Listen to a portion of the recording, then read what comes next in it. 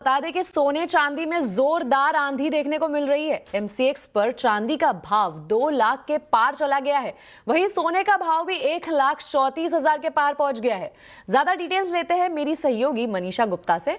मनीषा जी बताइए, सोने चांदी में तूफानी तेजी क्यों है आखिर? जी हाँ, काफ़ी सारे रीजंस हैं और अगर इस साल की बात की जाए तो अच्छी खासी बढ़त के साथ लगातार कारोबार होता हुआ नजर आया है। चांदी के बारे में पहले आपको बता दूं, और ओवरनाइट हमने यहाँ पर 4% की तेज़ी आते हुए देखी थी।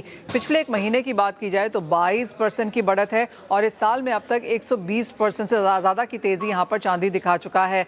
सोना और चांदी दोनों ही 1979 के बाद 2025 में इस तरह के रिकॉर्ड गेन्स आपको यहाँ पर वापस दे रहा है। सोने की बात अगर करें तो इस साल में करीबन 45 बार सोने ने आपको ऑल टाइम हाइज बना के दिए हैं। और जहां तक चांदी की बात है, अच्छा खासा सपोर्ट वहां पर है। वेल, 3-4 मेजर फैक्टर्स तो दोनों के लिए सपोर्टिव हैं। एक ये कि डॉलर इंडेक्स में लगातार गिरावट देखने को मिली है। डॉलर इंडेक्स आज भी 8 हफ्ते के लोज पर है और 8.5% की गिरावट इस साल में दर्ज कर चुका है। दूसरी बात यह है कि यहाँ पर बहुत जोरदार इन्वेस्टमेंट डिमांड हमने आते हुए देखी है, भारत में भी और बाकी कंट्रीज में भी। और एक चीज़ आपको बता दें कि सोने चांदी में जो ये ऑल टाइम हाइज हैं, सिर्फ यूएस में और इंडिया में ही नहीं, चाइना, जर्मनी, ऑस्ट्रेलिया, बाकी कई सारी कंट्रीज में बनते हुए नजर आए हैं। यानी कि सोना चांदी कई करेंसीज में ऑल टाइम हाइज फिलहाल यहाँ पर बना रहा है।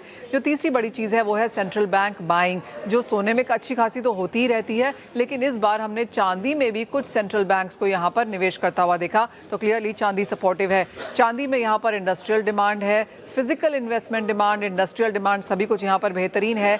चांदी यूएस के क्रिटिकल मिनरल लिस्ट में जगह पा चुकी है और चाइना ने तो ये भी कहा है कि 1 जनवरी 2026 से चाइना के एक्सपोर्ट्स पे यहाँ पर कुछ रिस्ट्रिक्शंस लगा दी जाएंगी। तो काफ़ी सारे फैक्टर्स हैं, चाहे वो डिमांड को लेकर है, जियोपॉलिटिकल टेंशन है, सेफ हेवन बाइंग है, हमने सोने चांदी दोनों में आते हुए देखी है। और बाजार को लगता है कि बहुत ज़्यादा बढ़त आ गई है तो कुछ मुनाफा वसूली आएगी, लेकिन ओवरऑल 2026 के साल में भी आप यहाँ पर नए हाइज बनता हुआ देख पाएंगे।